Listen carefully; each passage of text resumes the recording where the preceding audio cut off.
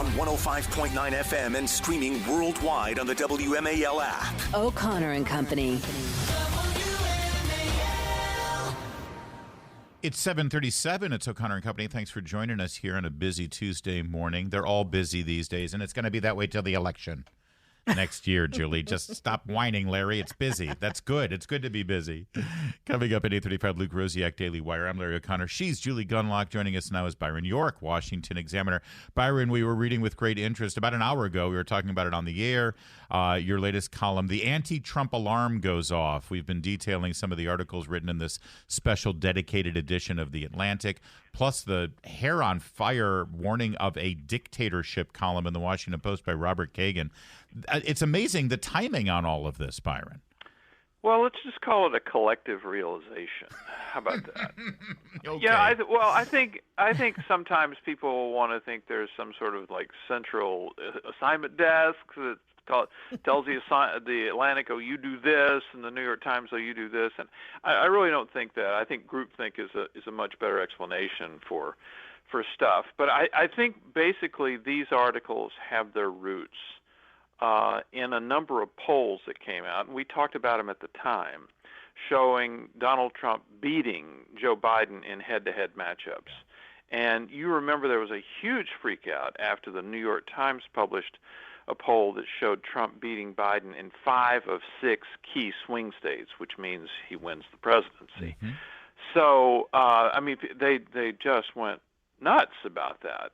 And you combine that with President Biden's well-known weaknesses. That is, the American public basically disapproves of everything that he's doing, most prominently on the economy, the most importantly on the economy.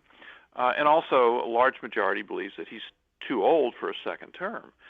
Well, you put all that together, and you think, well, what do you do if you want to, help Joe Biden get elected? And that is, you talk about the danger of MAGA and the danger of Donald Trump. So here come all these articles about how terrible Donald Trump would be were he to be elected president again. Yeah, and you have Liz Cheney, who is saying, this is the start of a dictatorship, for which America will never recover. Are they going to, how can they ramp this up? I mean, we've already... Yeah, where do you go from here? That's a great question. Although I would take some issue with saying even Liz Cheney. Good point. The deepest cut of all. Kind of made this her thing for quite a while. Lizzie. She was just spent a long time on Morning Joe as we speak. And the idea that we are close to a dictatorship, that the United States democracy is extremely fragile, and it's entirely possible that we could have a dictatorship sort of immediately. There was an article that got a lot of response 4 days ago in the Washington Post, which was by Robert Kagan. Yeah. Some people may remember him as perhaps the most enthusiastic promoter of the Iraq War. Yeah. Now he's with the Brookings Institute, which, by the way. Yeah, and says that, look, we got to stop pretending. A dictatorship we're closer. There's a path to dictatorship. We're on it, and Donald Trump could be elected, and we're all going to die. Yeah. So that got a lot of attention. And here again, I think there's a couple of reasons. I should also say this, that there are these polls that I've been talking about, and then Trump has talked, on the campaign trail about stuff that he would do as president, and Trump is clearly angry about being targeted by the justice system, both by the Justice Department and by locally elected Democratic prosecutors in New York and Georgia. And he's saying, hey, apparently now you can use the justice system to go after your enemies. I'll remember that. Right. Right. So they've kind of freaked out, because can you imagine an administration using the Justice Department to go after the president's chief political adversary? It's outrageous. Not that hard to imagine, Byron, actually, especially considering I subscribe to your daily newsletter and I'm up to speed on what's going on in this town. Byron York is our guest with Washington Examiner. And, there's one person left out of all of these columns and all of the Morning Joe rants and the Jake Tapper panel discussions that are all very serious about marching toward this dictatorship, they're telling us, and that is the voter. Byron York, Trump doesn't become president unless the voters vote for him. And basically what they're saying is they're terrified and disdainful of the American voter, and the only way to save democracy is to circumvent democracy. I mean, I'm paraphrasing a bit, but that's the message I'm taking away. Yeah, and I think that, and then by doing this, there's a phenomenon that happens with coverage of Trump. And Trump knows this, he kind of feeds this, but it just won't stop, which is Trump gives a speech, he says something outrageous or provocative about, maybe his legal condition or about Joe Biden or something or the other. And to the degree that his speech is reported at all, it focuses on whatever that provocative statement was. Meanwhile, he spends an enormous amount of the speech talking about Bidenomics and how you can't afford to buy groceries anymore, and nobody can afford to buy, get a mortgage and buy a house, and he's going to fix all that. Yeah. So you think to yourself, why are the voters saying that they're going to support Donald Trump?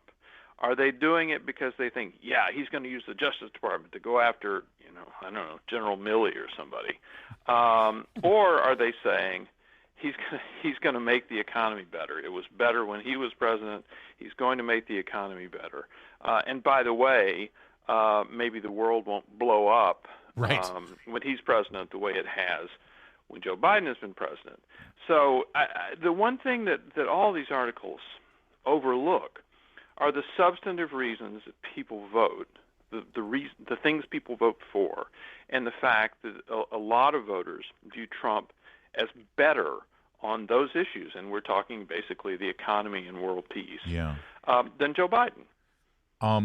Just FYI, Byron, because you know me, I'm not a very smart man. I just want to be clear. I'm allowed to vote for him fixing the economy and going after the FBI and the Justice. You make it sound like it's one or the other.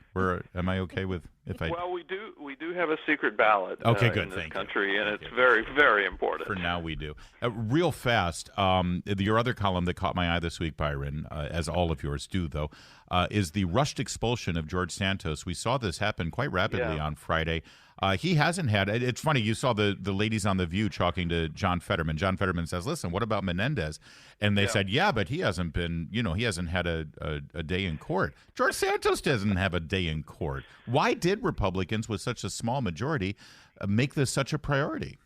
I don't really understand, other than they just got rushed by a media frenzy here. Now, I will say, I'm going to start off by saying, I don't think George Santos had any business being in Congress. He lied about everything, and it was an embarrassment that he got elected. But he did get elected, and he was a member. And you have to undergo, or you should go through, a process. There have only been 5 before Santos, 5 House members of the House who were expelled. 3 of them were in the Civil War, so that's thankfully a very unique situation. 2 of them were expelled after they had been convicted on federal bribery charges and after the House Ethics Committee had voted to recommend that they be expelled. And neither of those 2 things have taken place with Santos. He's been indicted for a lot of things, but he hasn't had a trial. There's been no judgment. And the Ethics Committee released this scathing report about him, but declined to vote on whether to recommend his expulsion. Yeah. I still don't know why they didn't do that. But the thing is that we shortcutted the process here. Yeah. And you don't have to be a fan of George Santos or even a defender of George Santos to say that's a bad idea. And if anybody wants to look it up, I said when Al Franken was kind of given the bum's rush out of the Senate, I said, man, this is too fast. There's been no process here. Yeah. Everybody's just gotten all, in a frenzy about getting rid of Al Franken, so they did, or he resigned. So it's just not a good idea to push people out of the House or the Senate with not enough process. Yeah. when you're in a frenzy, and I think that's what happened. And you're within a year of the election, and he already said he wasn't running for Well, yeah. re-election. And Byron, though, I have to say the one upside of this whole George Santos thing is that it makes us all think about James Trafficant once again. It does. That guy was. He was the last one in Yeah. 2002, I think. But he was before- literally convicted.